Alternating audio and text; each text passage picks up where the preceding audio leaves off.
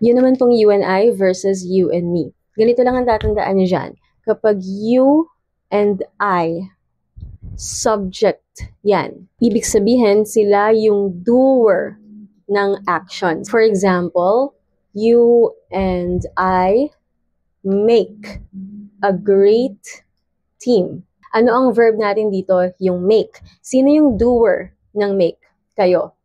Okay? Kayo yung bumubuo ng great team na yan. Ibig sabihin, yung doer nitong action na to. You and I, yung subject. Another one. You and I should finish this project. Sino ang tatapos ng project? Kayo ulit. So still, subject yung you and I. Now, ang you and me naman ay object. Ibig sabihin, hindi sila yung tagagawa ng kilos. Instead, sila yung taga-receive ng kilos. Receiver sila ng action. Sila yung ginagawan, hindi sila yung gumagawa. Halimbawa, the teacher asked you and me to team up. This time, ang subject na natin is itong teacher.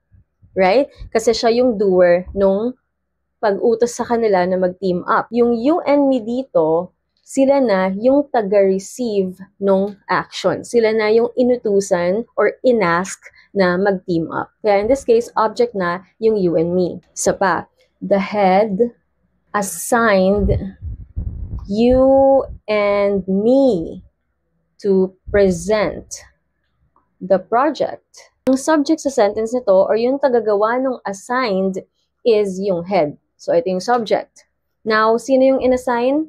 Yung you and me. Kayo yung inassign. So, again, object siya nung kilos dito. By the way, itong discussion natin nag-a-apply siya sa active sentences. Medyo nag-iiba na kasi siya kapag passive na yung pinag-uusapan. Kayo naman guys, anong dapat dito? Blank could write a bad romance. You and I or you and me?